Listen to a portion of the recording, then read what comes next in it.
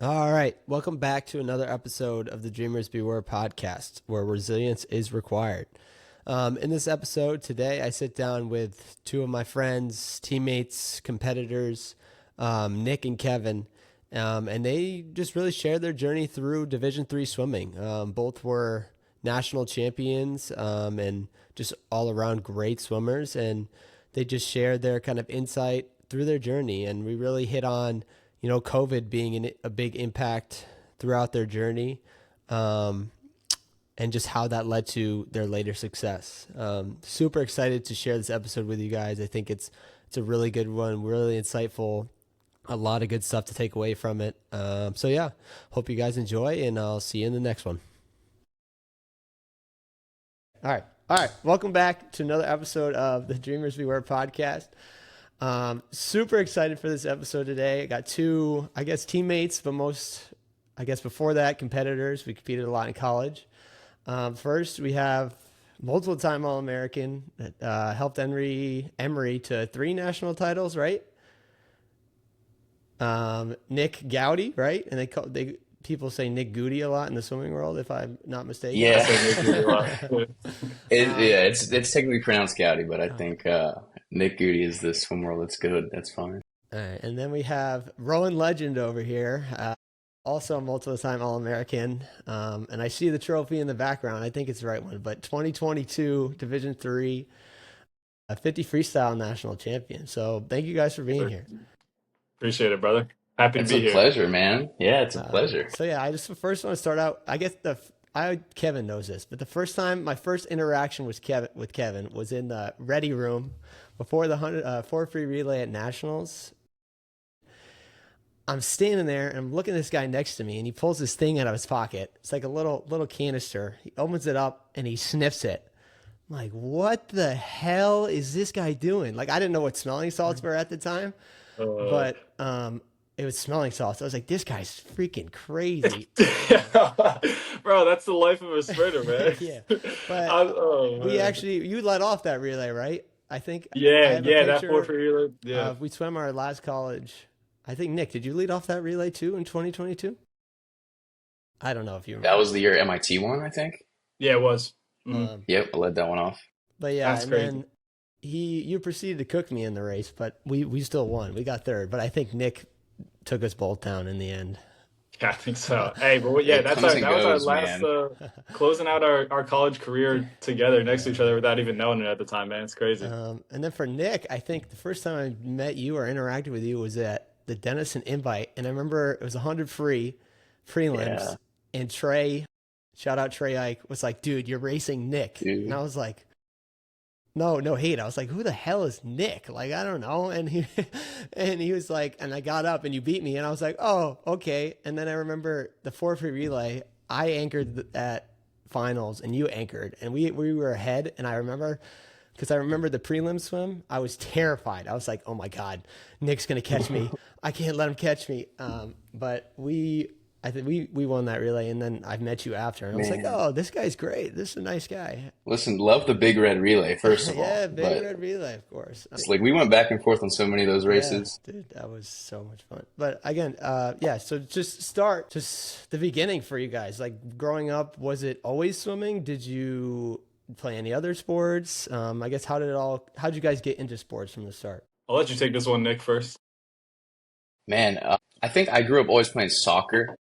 That was just like I went to an international school in Atlanta, so my friend group always, like, we were always playing soccer.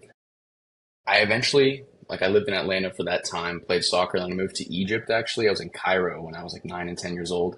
Shit. And that's where my swim journey started. Shout Oh out Coach wow. Shar.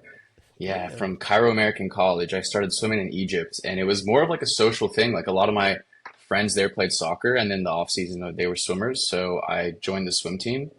And from there, I don't know, man. I just loved it. Came back to the US and joined Dynamo and just kept going from there. But eventually that switch happened between, like, I was playing soccer, I was playing rugby as well, and then I kept getting injured, right? And I would like tear my hip flexor, like do some really stupid, like have some really stupid injury, and it would affect swimming. So eventually you get to that point in your career where you're kind of like, okay, do I want to be recruited for college? Like, am I taking this sport seriously? And the answer was yes for swimming. So I stopped playing soccer. I stopped playing rugby, any other sport, and I started focusing on swimming. I think that was probably like ninth grade that I actually took it really serious. But before that, it was like a social thing to keep up with your friends after school, and it was like a love. Like we had a love for the sport. We loved being in the water. So, but eventually that transition to like, okay, you got to take this serious now, man. You got to actually you could have a little bit of a career and get some help getting into college. So yeah, started out playing other sports, but swimming took over. Nice.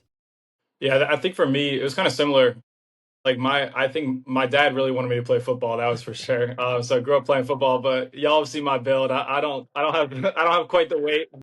I don't have quite the weight to hang around in that. That would have been a disaster. So I played a lot of sports growing up, and I swam, in my summer swimming league in my hometown, ever since I was maybe, 4 or 5 years old. But I didn't really start to take swimming seriously until like late high school, honestly. But I was in a unique position. My hometown, Cherry Hill, New Jersey, is like a huge swimming culture. So my parents weren't really familiar with swimming, and I don't think I ever would have gotten into the sport if it wasn't for being in that hometown culture. We have a league in my hometown that's like 14 swim clubs strong, just in one hometown, little town, and so it's a huge culture there. So really, for me, I only started club swimming in the first place to beat my neighborhood friends in summer swimming. It kind of starts as a backwards cycle compared to what other most places how it goes in other towns in Cherry Hill. So yeah, that was kind of how it started for me. And then really, just started taking it a little more seriously in high school. Cherry Hill East, we had a pretty raw swim team, and so it's kind of trying to win state titles and keep up with everybody else in the state. So yeah, it's kind of where my journey took me. Yeah. So I mean, way after you guys. I guess I started sophomore year of high school, but then didn't get into it till junior year. But I always remember kind of when I started, I always felt like I was playing catch up. Like that was my main focus and kind of what I guess, not that I guess it was a struggle, but I was like, oh my God, I got to do this. I got to catch up, you know, trying to get to that next level where my teammates were. And I always felt like I was behind early on. So I guess for you guys, was there a moment, it doesn't have to be right when you started swimming, but when you realized like kind of that path wasn't going to be, an easy one, it was going to be hard, where you kind of found or ran into some struggles early on? Yeah, I guess like in terms of that catch up, I can relate because even though I was doing summer swimming since a young age, even once I started to club swim, I didn't really start club swimming until like sophomore year of high school. And by then, I mean, all the guys I was club swimming against were lapping me, badly. Yeah. And so I was back of the lane, even though I was older than a lot of these kids who at the time were eighth or seventh grade, who have been, this was their life since they were 4 or 5 years old, year round swimming Yeah. nonstop, specializing from a young age. And so definitely kind of playing that catch up from an early age and trying to cope with that social aspect of certainly not being the best at all times and trying to get a little bit of confidence in it was a huge thing for me. So that was a really big struggle at first. I can relate to that for sure. What about you, Nick? Any struggles for you Um, out in Egypt? Egypt, yeah, dude. The moment they started teaching me butterfly, I was like, this is over, man. No, that was, I think, I don't know, the struggle. You're asking about like if there was like when I realized the path wouldn't be easy kind of thing. Because I feel like when you start swimming, right, or start any sport, you're like, oh, this is fun, but then I feel like it gets to a Yeah. certain point where those pressures come on. So yeah, when I get, like I said, when did you first something like a struggle come into play for you? And again, it might have not have until Yeah. you got to college or even after that. I don't know, but No, I think I remember, man, I mean, getting into like recruiting for someone like Kevin, that's probably like 40 years ago, high school recruiting. Relax. Relax. No, but that moment where you kind of choose that you're committed, right? Like you're starting to yeah, sacrifice time for a sport. And I remember making that commitment, freshman, sophomore year, and I got injured. I tore my hip flexor sophomore year of high school. And like talking about kind of playing catch up, like you are committed to this thing. I want to swim in college. I want to be an athlete at a school, like a collegiate level. But all of a sudden you have this setback, and whether it be you started late or you're in the back of the lane with like the younger kids, like there's some sort of setback. I think one committing to go to a collegiate level or perform at a collegiate level while you're still in high school and making those sacrifices, but then getting that first setback of like, I'm injured, I'm sick, I'm whatever, having going through mental health, coming out of the other side of that, like being able to recover from that was the moment where I realized, okay, this is you're going to face this kind of adversity again. Yeah. And for me, it was worth it. For me, I wanted to. But it was that moment where I was like, that was really hard to go through that sort of injury or that sort of setback, and coming out on the other side being like, okay, it was hard, but it was worth it. I feel stronger now. I feel better now. And I still want to chase this dream. I still want to chase this collegiate level of swimming. So that was tough, but yeah, definitely a good lesson, and tenacity was present. Yeah. So kept going.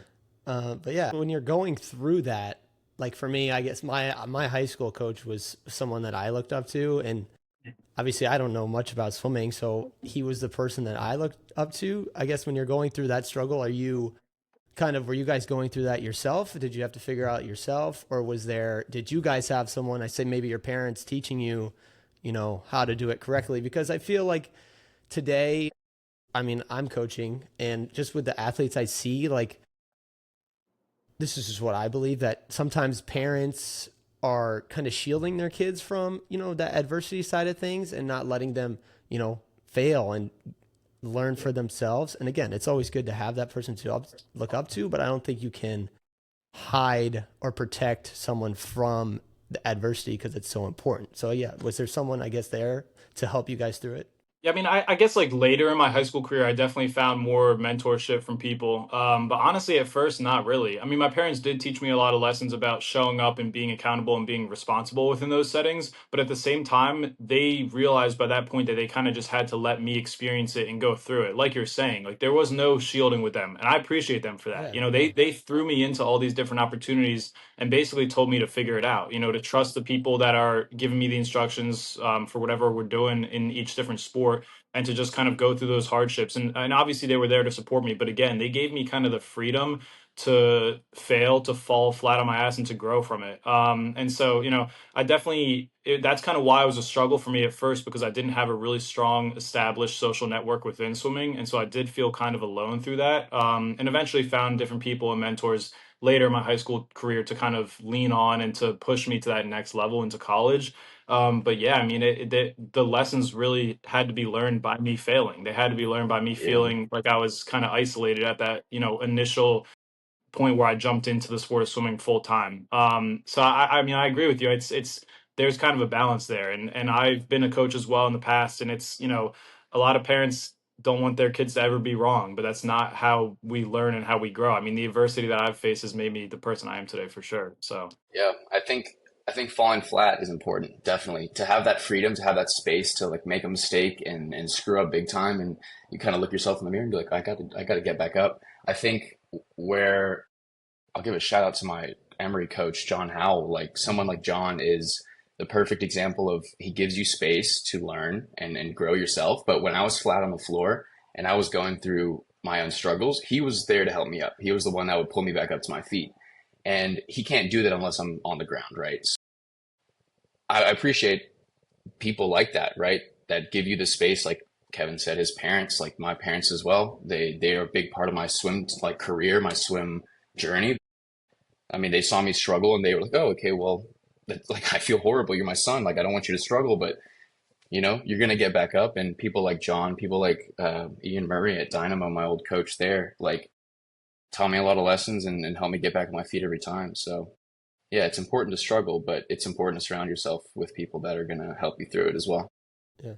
Um, so I guess talking about struggle, what was like kind of, it could be early on or maybe even once you got to college, what was like the big struggle? I guess there's probably more than one, but what was like kind of the first one that kind of was like set you back, and you're like all that self-doubt, and just that emotional toll, I guess, and how it affected you mentally. What was that, I guess, first obstacle for you guys? That was a major piece. You can go ahead, Nick. Racing Kevin for the first time. No. I think COVID, man. I think COVID, Yeah, like I was a freshman that's what I when was gonna COVID say. hit, right? So it completely changed my world. I had a semester and a half Mhm. ish of just bliss. Like I was on a team, I was with Emory, like we were working really hard, we were competing. And then you get it taken all away from you and your identity starts to change, right? I was an 18, 19-year-old kid. My whole life was around swimming. I was a swimmer, right? I like that was my identity.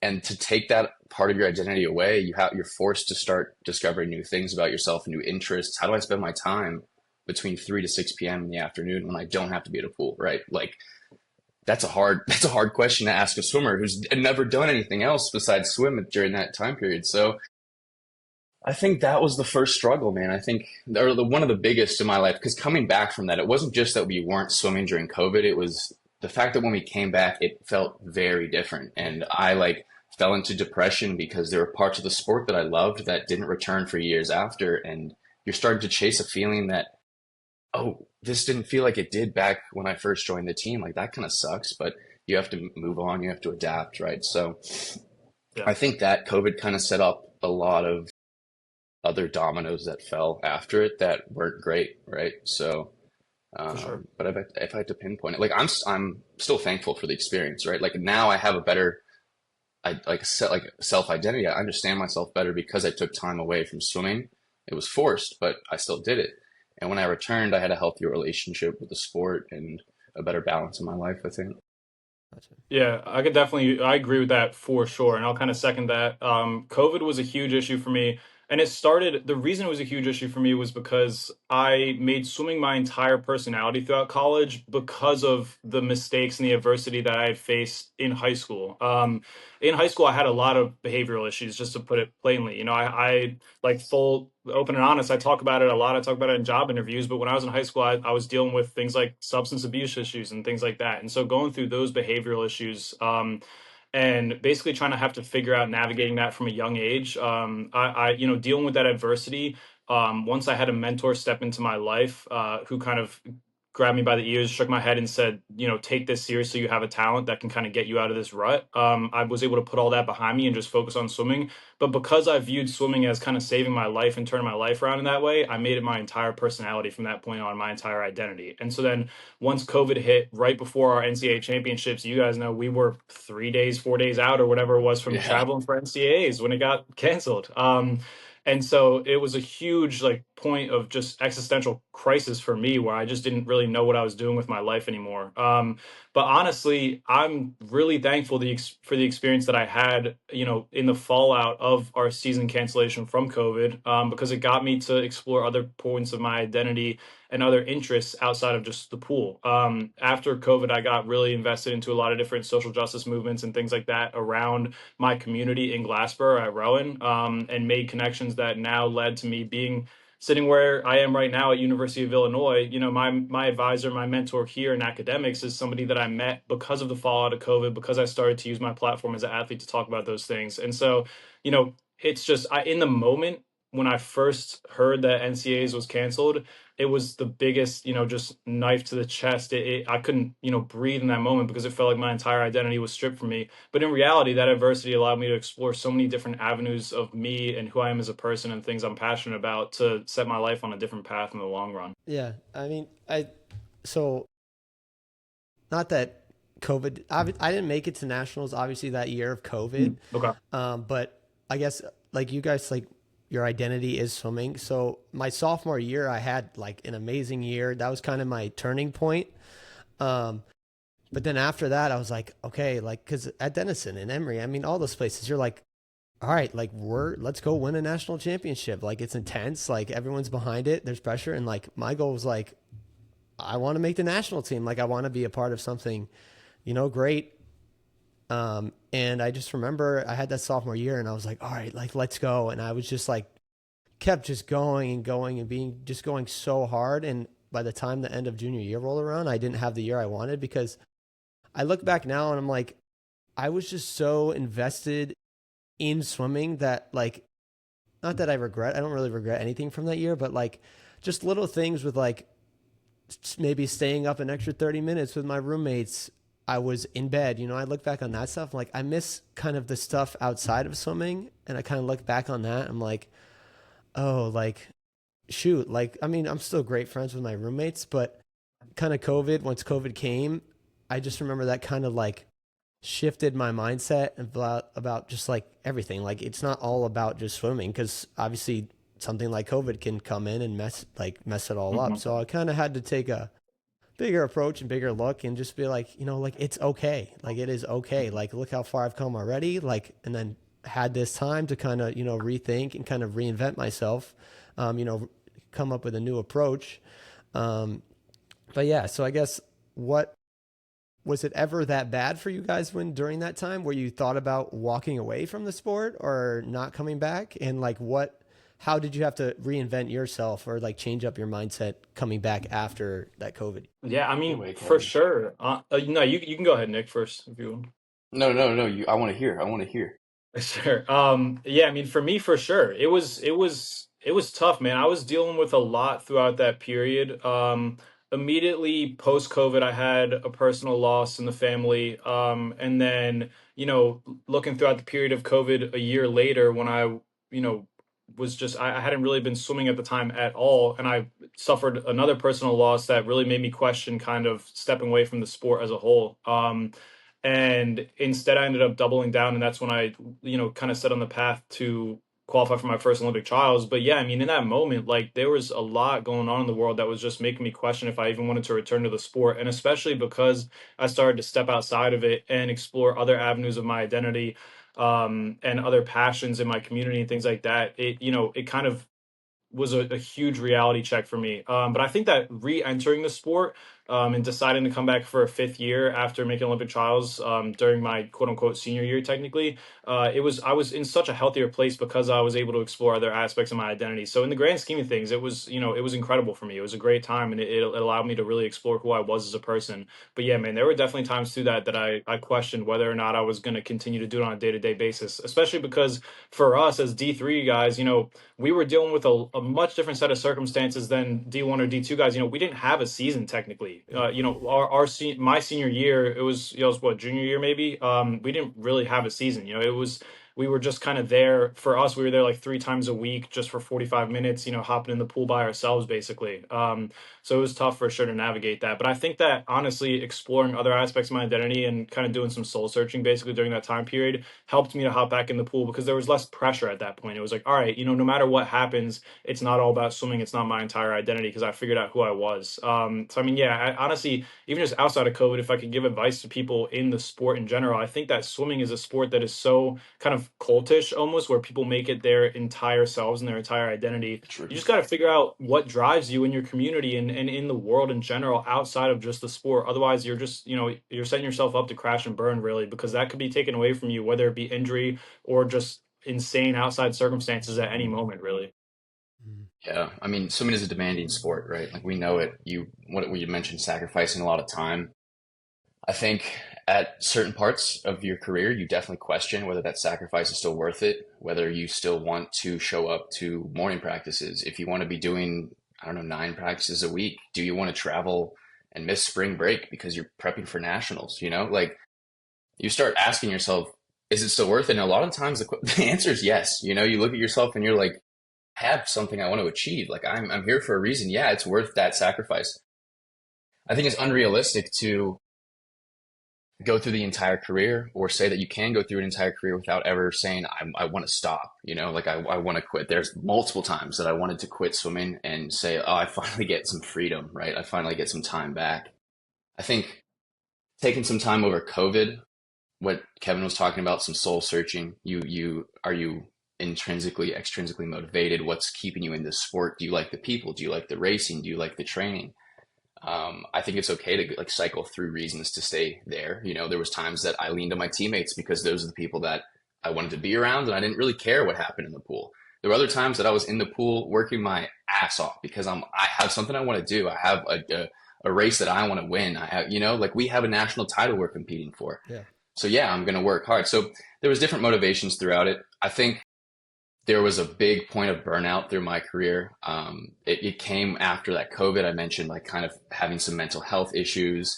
You start kind of questioning why you're actually still swimming. And I remember there was a moment where my senior year, because I took a fifth year like Kevin, some of D3's finest fifth years here in the crowd. I think going into that fifth year where earlier on, I had taken that fifth year, committed to it years before because of COVID, right? I said, I'm not going to swim this season and I'm not going to go to school. I'm going to work and I'm going to step away from the sport and I'll come back for a fifth year. 2.5 years later, that fifth year comes up and I'm like, oh my God, man, I have to swim for another year. Are you kidding me? And that was the burnout. That was by my senior year, by the end of my senior year, I watched all my friends graduate, right? Like I saw everyone that I had gone through Emory with who were by my side, they were done. They completed their journey. So I had this extra year tacked on of a little bit of burnout, a little bit of like love lost for the sport. I was like, dude, can I do this again? Like, am I willing to sacrifice all this time again? Something that really changed that, and this is thanks to you guys, thanks to the people in Mission, was going to California for that summer, swimming with you guys, swimming with like our sprint group, even the greater group, just the pro group at Mission. I found a love for the sport again, and like I didn't know you could have so much fun swimming outside. I'm a Georgia boy. I've been inside my entire career, you know. So swimming outside with you guys, we'd go get like milk and cookies after practice, Panda Express, like who know, playing like hide and seek at Jerome's house. Like what are we, Oh god, you know? yeah. Like there are things that brought a love back for the sport, and a lot of those things had nothing to do with what was happening in the pool. So yeah, there was definitely times I wanted to quit, and there was times I wanted to walk away. But every time that that happened, there was a new reason to Mhm. stay, and I think that was like a pretty beautiful part about swimming. Like what we were talking about, it's cultish for sure, but that cult, like they'll pull you through the entire time, right? Like you can rely on them, and we have a small swim world, right? Like we know each other's teammates through reasons that we can't ever believe, right? Like it's the most random connections, and yeah, I think that it's a brutal sport, but it's a rewarding one for sure. Yeah, real quick. I remember you came to the Tier Pro series there, right? Or something. Yeah, yeah. Yeah. And I remember we had our locker room in the back under the bleachers. And I remember I walk The in cave, and I'm man. like, there's Nick with this massive suitcase putting it in the back. I'm like, dude, I was like, oh, yo, like, what's up? And you're like, what are you doing? And he's like, oh, I'm going on a cruise after this or something. And I was like, what? You just got here, bro. Like, why are you leaving? But anyways, on top of that, I think what I feel like the team did so well at Denison too, and what kind of I learned is, especially when I see these younger athletes, like we, like the coaches and like even the team, were like, there every year we'd come in, and the first meeting of the year was like, "What's your why? Why are you here? Why are you still competing? Like if you don't want to be here for any reasons, then like leave. Like your why needs to be what drives you really." And I think that's something that I asked my athletes, like I asked one the other week, I'm like, why do you swim? And he's like, for college. I'm like, okay, great. But like, I promise you, when you get to college, like that's not going to be good enough. Like that's not Mhm. good enough. Like, and for me, that was something I didn't even really figure out until kind of COVID, because I took that gap year. I was swimming out in Colorado, wow, California. Um, and I remember the whole team went away for a Christmas break, and the coaches were like, because that was when Dave Marsh was there with the pro team, and they were like if you stay, like the college group's gonna practice with the pro team, and I was like, oh, fuck yeah, like I'm gonna stay here and I'm gonna swim with the pro team. It was me and this other guy named Stuart, and I just remember it was Christmas Eve, and we're at this pool, and we were there. I shit you not, for 5 hours. 5 hours. We did dry land, everything, but I just remember having this feeling like, okay, like it's more than just swimming. Like when did I ever think I'd get a chance to do this, Hmm. stuff, and like why? It kind of changed that perspective. Why? Like I'm doing this for like not only for myself, but like just for the experience, for the lessons it teaches me. Because even I remember when at Mission, when we were at World Cup, I remember I called my mom crying because I was like, if swimming ended today, like I'm completely okay with that. Like I never thought I would ever be in this situation, Yeah. you know, at a pool, Adam Peaty standing right next to me doing his dryland warm up. I'm like, holy shit! Like that was kind of the big turning point for me uh, after college. But yeah, just understanding your why, I think, is so important, and I don't think younger athletes today fully understand that. Um, For sure. I think that's yeah, I think that's a good point. And I worked with like a sports psych my fifth year at Rowan, trying to figure out that why. Because every time I remember the first time I came into her office, she asked me why I was doing what I was doing, and the answer I gave was bullshit. It was not a good answer, and it's not why I should have been doing what I was doing. It didn't center myself or what I truly wanted, and so she kept tossing out accomplishments. And she was like, okay, so if you win a national title, how are you going to feel? And it was like, she kept taking it higher and higher to the point where I realized even if I won an Olympic gold and set a world record with that why that I had stated, it wouldn't have been fulfilling for me. So it's like figuring out, like a lot of times we're doing things for the wrong reasons to the point where whatever we accomplish isn't going to be enough to fulfill us. But if you actually understand that why, anything that you're accomplishing throughout the day, just the smallest tasks will feel meaningful for sure. So I can't agree with that enough for sure. Yeah. So then from there, I guess obviously you're down in a slow point. What was was there a specific moment where you guys realized like that confidence shifted and you're like, all right, like I'm back or like I'm here, like kind of that confidence boost? Was there a moment or did it gradually happen or yeah? So I guess just how did it happen? Because for me, like I said, that COVID year and that kind of that shift from being like swimming with that pro side teams, I was like, okay, like this is kind of the shift. Like I'm learning all these things. I'm watching these pro swimmers. Like I'm ready to go. Like senior year, I got one more year. Like just enjoy it. Like whatever happens, happens. So, was there that specific moment for you guys? I think I think it came and went. I think it was you get confidence through preparation. You're tapering, right? You get a little bit of confidence for a national meet. But I think the most confident I was during my career is when I was enjoying myself the most. And I think that came a lot after swimming with you guys in Mission. My 5th year, I loved it. Like it was complete bliss and it was a different mentality. It was a different attitude from the year before. So yeah, I think like, Just time, I guess. I don't know. Yeah, just time. It's a gradual thing, but Yeah. it's like it's not that I wasn't confident No. Yeah. before. It's like I had confidence in different ways and I felt confident before a race. I would work hard before a race and have a good result, have a bad result, whatever it was. Like I had confidence through my career. You get up as an anchor on the relay, you see your entire team cheering for you. You got confidence, man. You're gonna Yeah. dive in that Yeah. pool and you're gonna gun it, right? But I think the most confident I ever was with myself was towards the end. Like you're wrapping up. Like you can reflect on your career. You can look back and be like, I've done this, I've done this, I've done this. Like, of course I'm going to be confident in myself. Like there are people who are younger than me now on the team that are looking up to me. Like, yeah, I'm confident in myself for that as well. So I think it was a gradual build, but there were definitely ups and downs throughout it. But yeah, I don't know. I think like you get confidence through many things. So it's Sure.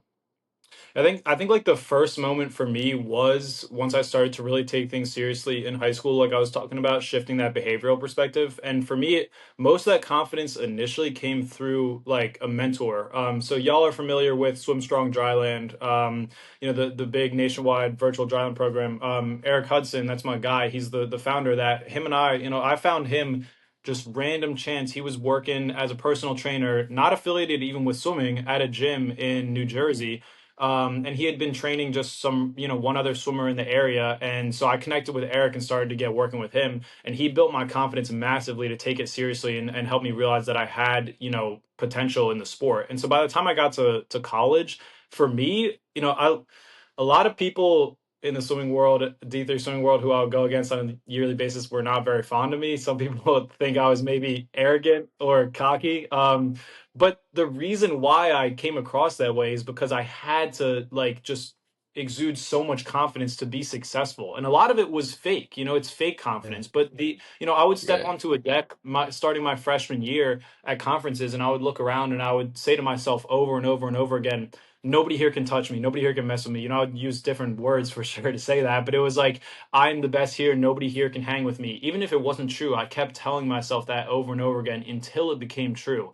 And the moment when everything like really, really clicked for me, and I realized that none of it felt fake anymore in my head when I would say it, was stepping onto the deck at my first Olympic trials in 2021.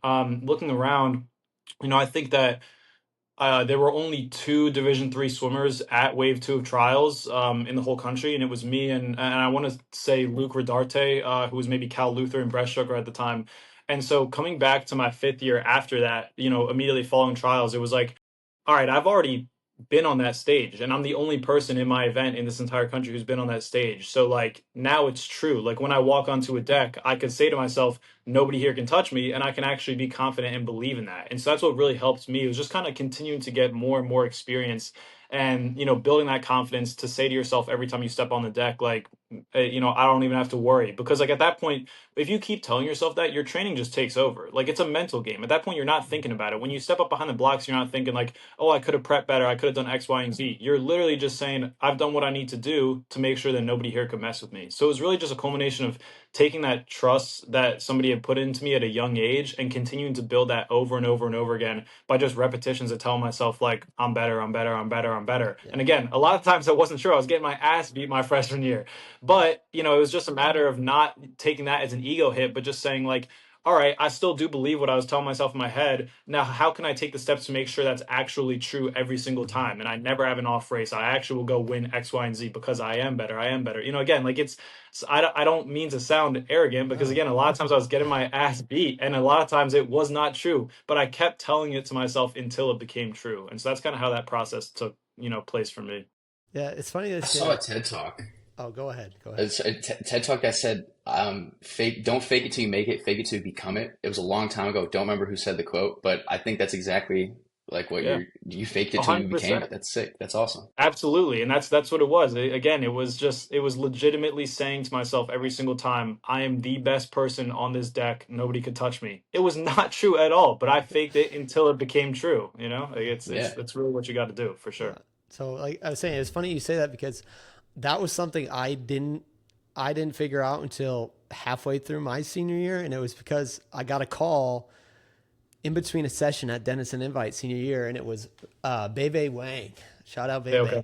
And Oh, baby. he was like, he calls me and he's like, nice job, but he's like, you can do better. And I was like, what are you talking about? And he's like, you're better than that. And he's like, tonight I want you to go, like when you're behind the blocks, I want you to step back, look at every single person in the lane, and I'll say it. He said, call each person a bitch. Say you're better than them.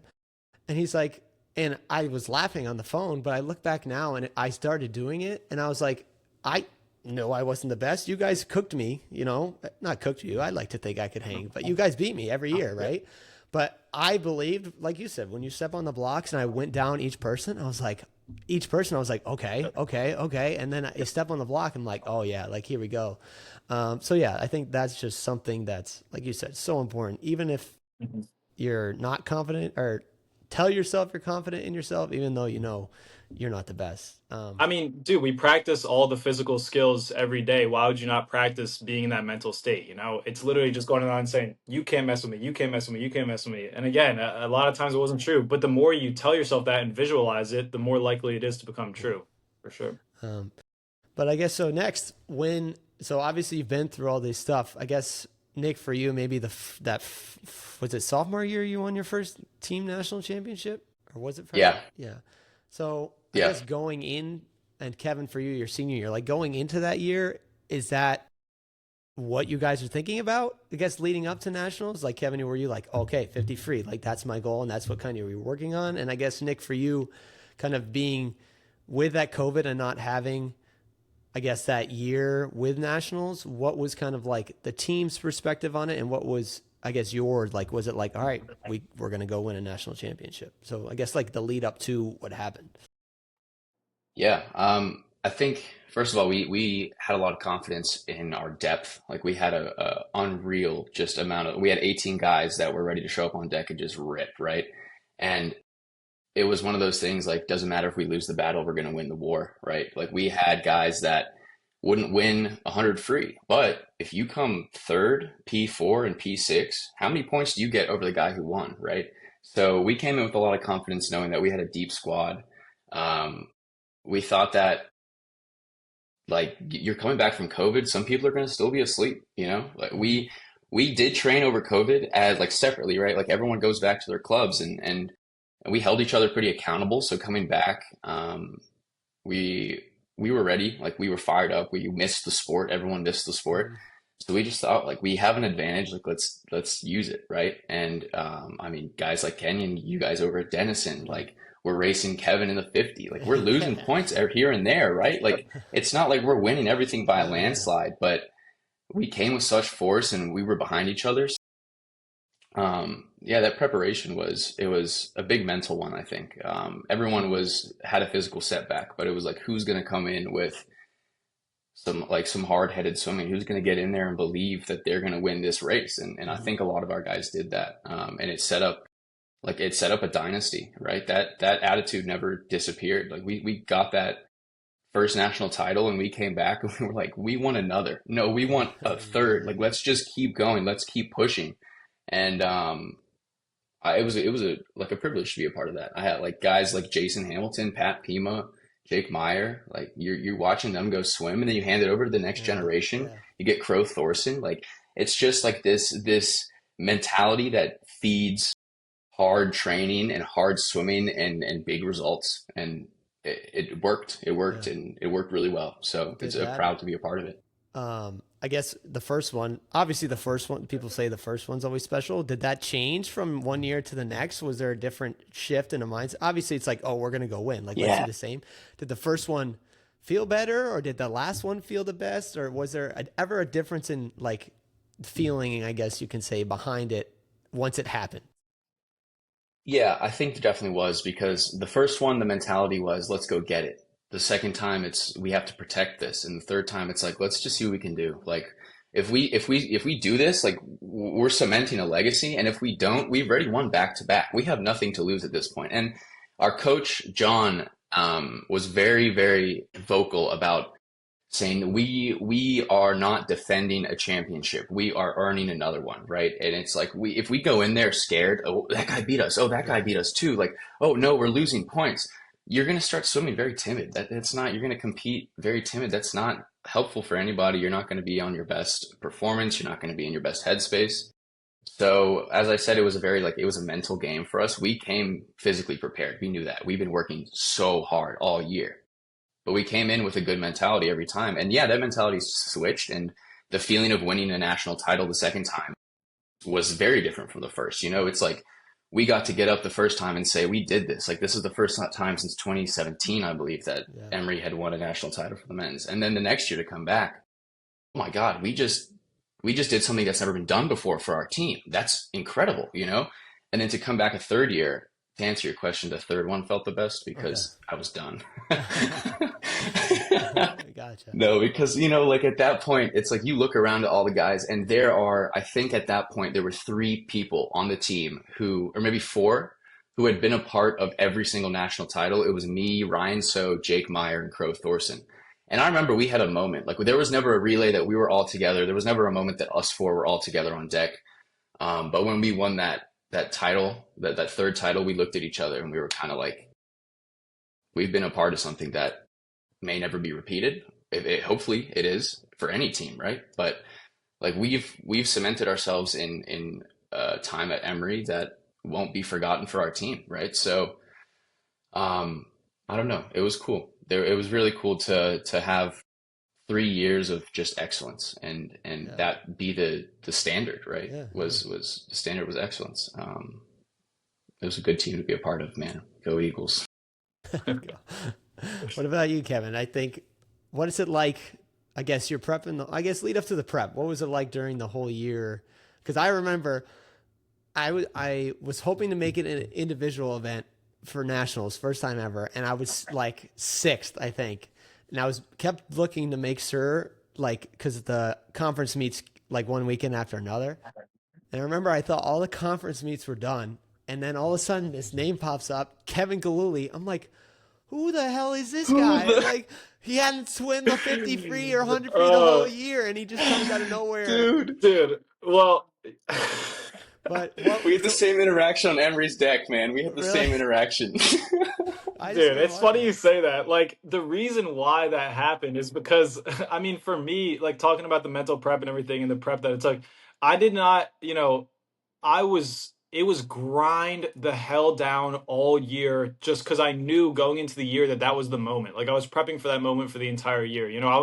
I went to our weight coach and I was doing, two extra like full weight sessions a week, like 5 times a week, like in the gym, not just dry land, but like full, everything, like along with training, like everything for the whole year led up to that moment, even throughout conferences, like I was not resting. I didn't shave for conferences. And so it was just like, that time that I put up at conferences that y'all are talking about just came off of like the pure adrenaline, really. But like the entire year was leading up to NCAAs. So honestly, it was a struggle because it was trying to balance that lack of, and I don't want to say recognition because we don't really do it for the recognition, but that lack of proving myself for the whole year. Like my name wasn't really on college swimming or, swim cloud or whatever on the board for damn near the whole year because all I was doing was, grinding the entire year, not really focusing on shaving or suiting up or racing or anything. Like every time I was getting in the pool, I was doing it so unbelievably broken down because I knew from the very start of the year that the focus was NCAAs. And so that was tough for me to navigate. And for me, it was really just a mental battle all year. I'm a psychopath, honestly. So what I what I wanted to like my main goal for that year was to break the record, which y'all know I ended up not breaking, and I'll get into like the emotions with that in a Okay. second. But I wanted to be the first D3 swimmer to break 19. And so from the beginning of the year, I moved lockers in our locker room to take locker number 18. I wanted to visualize every single day seeing the number 18. It's like things like that. Like Yeah. I was surrounding myself with that number for the entire year. It was like if I had a shitty practice or if I was really down in the dumps, if I was waking up at 5 a.m. And coming into the locker room and really didn't want to be there for that day or things were going on in life, all I had to do was look up from my locker, see 18. All right, we're locked in, and I know what the goal is. So it was like having that from the start of the year be the goal really helped me to visualize throughout the entire year what I needed to do to get there. And so, yeah, it was definitely an up and down battle, and it was tough to reserve myself for the whole year and not really focus on anything but NCAAs. And it was also scary because I had just come off of 2 years where I experienced, again, like my junior year, all my prep was going towards NCAAs as well, and then it got canceled. And so it's like, okay, I'm fighting through this entire year of training and trying to stay focused, but I have the fear in the back of my mind the whole time that this could just get stripped away at any moment. And as y'all know, I ended up, winning the race, but not breaking the record. But for me, honestly, the emotions, like at that point after winning the race, I just didn't even really care about the record anymore. It was like, okay, yeah, that was my goal, but I was just so happy to be at the end of that road. There was a lot, and I can get into it as well, but there was a lot of adversity that we faced in our, culture and our team towards the end of that season. We had, and I think I've talked to y'all about this before, but so coming off of conferences, about 2 weeks out from NCAAs, between conferences and NCAAs, one of my former teammates, a guy who had graduated the year prior, tragically lost his life and passed away. And so trying to cope with that leading right into the biggest meet of the year was insane, man. And Yeah. so like for the first few days after that happened, I couldn't even be on the pool deck. Like I walked onto the pool deck and immediately had to leave because I just spent an entire year before that grinding out with him every single day. He was one of my best friends, great fucking guy. Shout out to Jack Freeman. But honestly, like after those first few initial days, that was really tough and it was definitely a disruption in training, but it kind of gave me a higher meaning and a higher purpose outside of just, I'm going to set this record, I'm going to do X, Y, and Z. I wanted to do it for him. Like that Yeah. adversity made that moment so meaningful for me. I go back and watch sometimes my post race interview from that year after the 50. I didn't care to answer the questions that they were asking about, oh, how did you do this? How'd you Yeah. get here? X, Y, and Z. It was just like, I just wanted to do this for him, man. So Yeah. like, Yeah. That's and great. it was like, trying to navigate that adversity and get through it. It helped me to kind of remind myself of the people that are there for me, supporting me along my journey. Because, 2 days before he passed away, he sent me a text saying, great job at conference. Can't wait to watch NCAAs. And then he's not there to watch Yeah. NCAAs. And so it was like every single day leading up to NCAAs at the end of that process, I was checking my text, looking at my phone, and reminding myself what he had said. I was like, I could have just, sat there and said, like, oh, I can't even handle swimming right now because of this loss in the swimming world. And like, I'm not going to do this. It was more so looking at that and seeing, like, he wanted me to do this, man. Like, he wanted me to be here. He couldn't wait to watch NCAAs. So I got to go do this for him, So it was like, honestly, even though that adversity was so insane to deal with, it was a really good reminder right at the end of that whole process that the record isn't really what matters. It's the people that were supporting me to get there the whole Mm-hmm. entire time, to win that national championship. And so for me, coming off of that, it was just a whirlwind of emotions, man. Like it was I honestly bet. a crazy ass like process. Yeah. Yeah. But yeah, I mean, it was the goal for the entire year, and honestly, like dealing with that loss at the very end was a really big and healthy, I think, reminder of the bigger picture of why I was really going through that process for the whole time. So there was a lot of weird emotions involved with that year. But yeah, I mean, I think that at the end of it, winning that national title, I was just so happy to be at the end of that road that I had set out to, to accomplish 3 years prior Yeah. because we didn't have NCAs for 2 years in a row. And so it was like there was so much that happened between that time and the last time that I'd swim at NCAs that it was just such an overwhelming experience of like all the emotions and the people that have been involved in that process for sure. Well, you were next to Nick in that 50 free, weren't you? Yeah. Yeah, and Oh, I don't I remember it? don't Yeah. talk Well, about no, my I want to celebration ask because today. so Nick, I'm sure obviously you wanted to win as well. Well, first off, yes, I remember Kevin. That's why we I remember compete. watching Kevin try to sit on the lane line and he couldn't do Yo, it. stop. Don't. um, I will That's how say, Kevin like, and I first got close. Is I gave him a nice big hug when he fell in my lane. yeah, so dude, we what? dapped up, and then I fell down in your lane trying to sit on the lane line. I felt like a jackass. I was like, damn, my bad. So what man. I want, I guess what I want to kind of ask is like, Yeah. obviously Nick, you wanted to win that too. What went through your head when you saw Kevin win? Was there anything that went here? But again, did it go back? Yeah, to let's hear it. Come on. Yeah. Did it go I back said to the this whole team thing? No, I think no, there was never any like Nothing. negative feeling towards Kevin or No, whatever. yeah. No, of course, like you race to win, right? Like you're in Yeah. that A final Yeah. for a shot to get to the wall first. Yeah. Man, I wish I could have taken it away from him so bad. But no, like Hey, you got enough what I was trophies, bro. You got saying. to let me have this one. No, what we were kind of talking about before, where our mentality of that like that whole process of winning national championships was um, don't win the battle, win the war, right?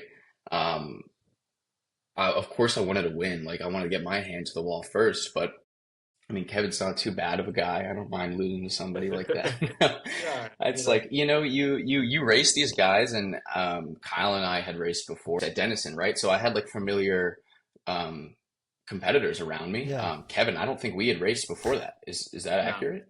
Right? Yeah, it's Yeah. So actually it was like roots. Yeah. it was a cool moment. Like I get to meet a new competitor. Damn, I lost the race, or you come second. If you're not first, you're last. But Yeah. like there was never any animosity or anything. It's kind of like you lose any race, man. You Yeah. touch the wall, you don't get the result. You miss a cut, you don't get the time. You get out the pool, and you're like, all right, back to it, right? So I think then definitely was, man, I wish I had it, but I was very grateful that race sparked a friendship between Yeah. Kevin and I. Yeah. I remember No Kevin, doubt. you came to me after that race and you said like, dude, unreal swim. Like you pushed me to the end and it's yours. Like go take this now, bro. Like, you are like you passed the torch down to me. So Yeah. I think Yeah. it was a special That's a good moment. Like point. you don't have Yeah. yeah, you don't have to always win or get a gold for it to be worth it, you know? That's a good And that's point, like especially, yeah. it's a Like lesson, yeah.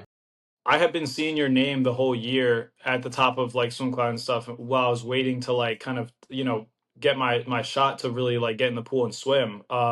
And so yeah, I think I hadn't really thought of it like that, but you're right. I do remember like at that moment it was kind of like I had been seeing Nick Goudie, Nick Goudie, Nick Goudie, and I was like, shit, this is the Yeah. guy I gotta take down.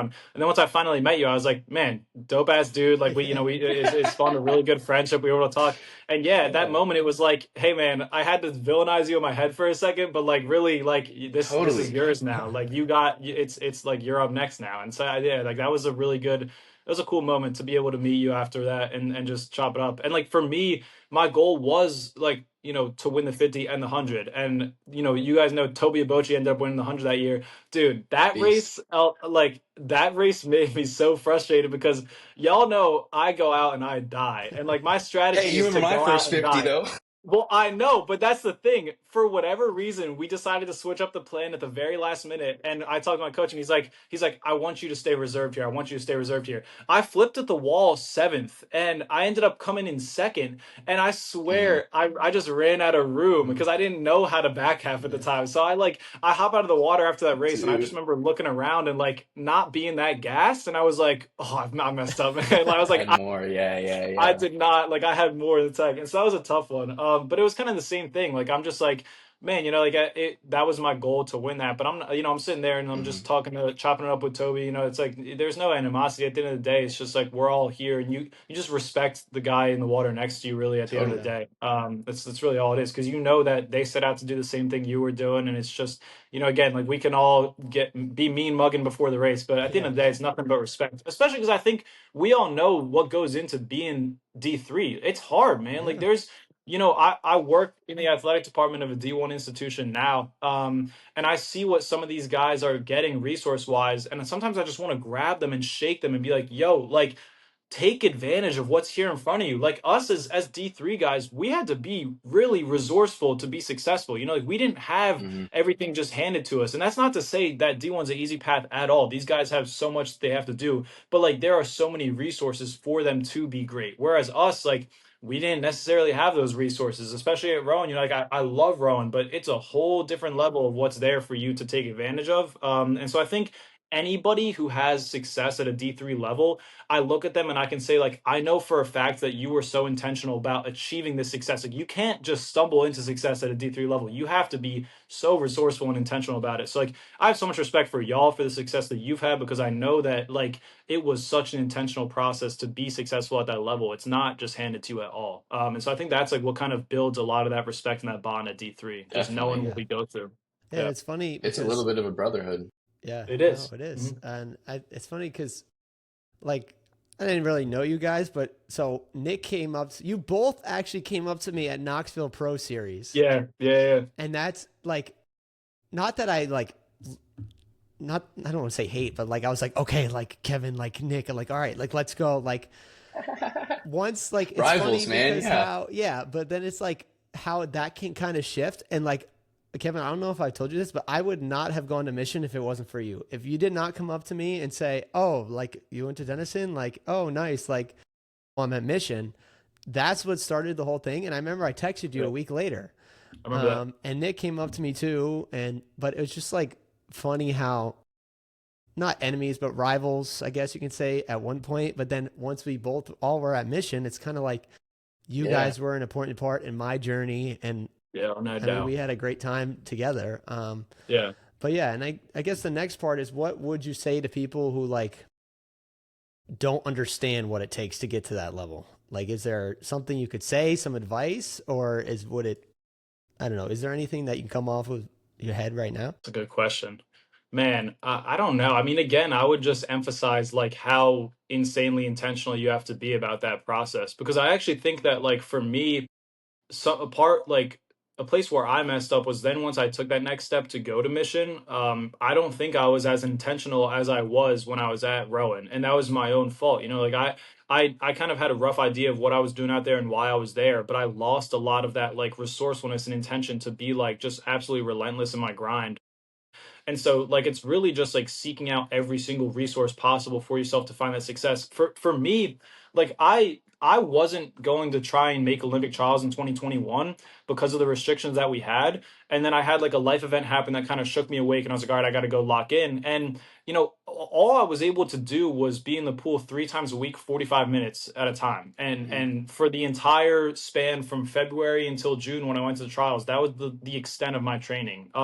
So I had to be insanely resourceful and intentional about what I was doing outside of the pool to keep my body right and to really prep for the moment to try and qualify. And it ended up, being one of my best times I've ever swam because of the, intent that I put behind it. And so I would just say, like, it's just you have to be so intentional. You can't just go through the motions, because everybody's just going through the motions. You got to think about it. Like when you look at college swimming down across the board, like most people in the country are doing the same thing. Like a lot of us are doing similar practices on a daily basis throughout the year. Yeah. Everyone has the same amount of practices. They're limited to the same amount of hours. There's a reason why some people are differentiating themselves from others, and that's the intent that they put behind their work. If you are like intentional in every single thing you're doing, you're going to distance yourself. Like there's a reason why some people on the same team in the same group who are doing legitimately the same work every single day are better than others and distance themselves from the others, is because of the intent that they put behind their actions. So that's like the number one thing. And I talk about it in job interviews now when I'm talking to, other young professionals, whatever it may be. It's like, I really emphasize the level of just intentionality that D3 kind of like, instilled within me in the work that I do. I take it into my professional life now. It's like one of the most important things is being so intentional about all the work that I'm doing. That's like my number one piece of advice to people that I learned from being D3 for sure. I think also there's no formula, there's no like right way to do it. Everyone's taken a very different path. Like look at Kevin, he was a rambunctious child and now Oh he's a yeah. very established young man. He's a gentleman. Oh, And I he don't know had about all that that, journey. but No, but like seriously, like there are controllables, right? There are at a minimum, you have to be training as much as everybody else, like Kevin was saying, right? We're all in the pool the same amount. We have the same regulations. NCAA doesn't let us practice more than what, 21 hours a week or something like that. So everyone is within this window. So it is like intention. What are you doing to make sure that you're maximizing your output? Like, how can I be better than the next guy? But I also think with your controllables, right, you're going to have your own path. Like, you can work as hard as you can, but your NCAA, where you're supposed to break out, might get taken away from you 3 days before you're supposed to go. You never know, right? So everyone's going through these different journeys. It's about how you bounce back. It's about who you surround yourself with. Mhm. I think swimming, as we said, cultish, right? Very small sport, very small world. I think of somebody that we all know, Graham Shator.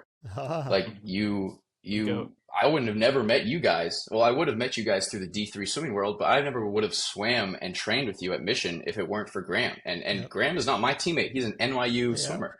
And we met because we trained at UGA for a summer and lived together in Athens. And he's a distance swimmer. I'm a sprinter, but he was like, hey, we're both trying to go and train for these guys.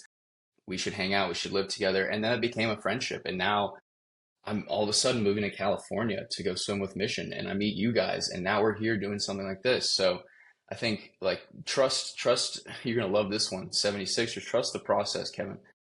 You Give me you PTSD right got now, bro. yeah. But like it's a different path. Like, you have to have faith that the things that happen that are going well for you, you can celebrate those moments, of course, but know that a setback will come, and that you will have to go through adversity. And if you're willing to go through it and continue through the other side, you're gonna have a pretty good journey. You're gonna be rewarded eventually, and you might, you know, be on a podcast someday. Yeah, there you Let's go. go. Nah, but I mean, in all seriousness, you're right about that. And like when you're talking about adversity, like, you know, I don't really view. I mean, I think textbook like definitionally adversity is viewed as like misfortune or difficulties. I don't really view it as that. It's just we like they are. It's really an opportunity. It's just a trial at the end of the day. Like, what are we working for if it's not to learn how to overcome adversity? You know, like what are we really Yeah, how doing on a tough are day-to-day you? basis? If it's not to build ourselves up and figure out how to like you know, get through that murky water and just kind of get it out the mud. Yeah. It's really just a trial or a challenge at the end of the day, as opposed to just a misfortune. Yeah, no. I mean, I have Denison tattoo. You probably can't see it right here, and it's because like there you go, baby. Let's go.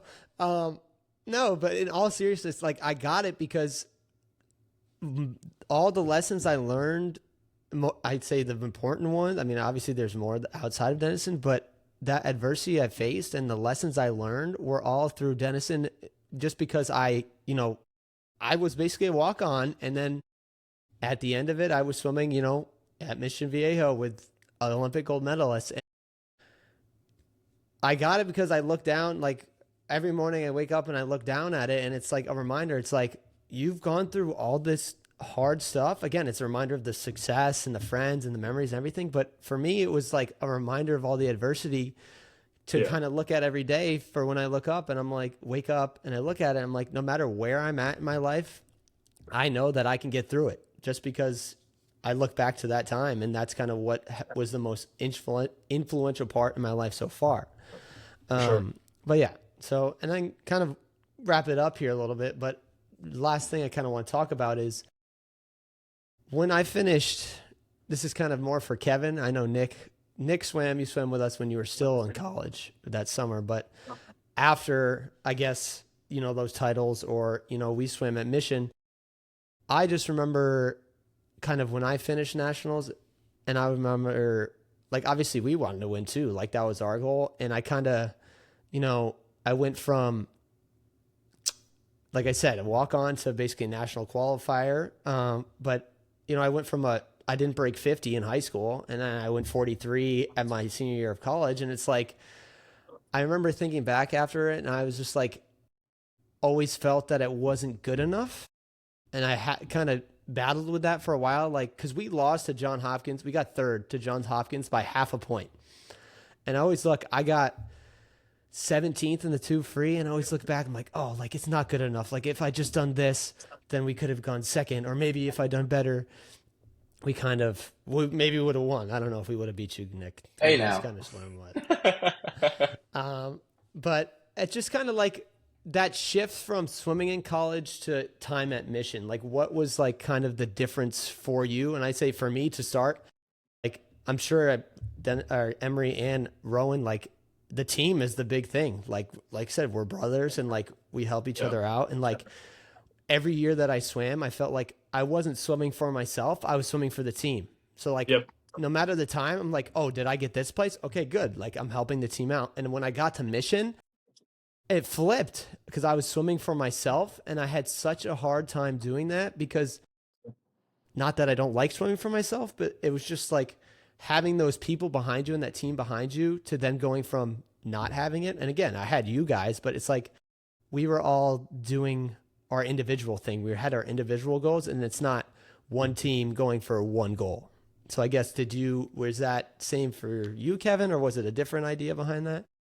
Nah, I mean, I had a very similar experience, man. It was hard. It was really hard. And that's kind of what I hit on earlier is like, honestly, I wish that I was more intentional when I was in Mission of reestablishing my why. Because for the first, especially few months that I was in Mission, it was like crisis mode mentally. It was like, this is a new novel thing. So it's super exciting for me. But it was really hard, man. Because again, like, yeah, it went from being like, not only us being like, the big fish in the small pond to now the flip side of that, but also going from swimming for a team every single day to just, doing it for yourself was so hard for me. I'm a very, very like team oriented person at heart. I love like that team culture and building that.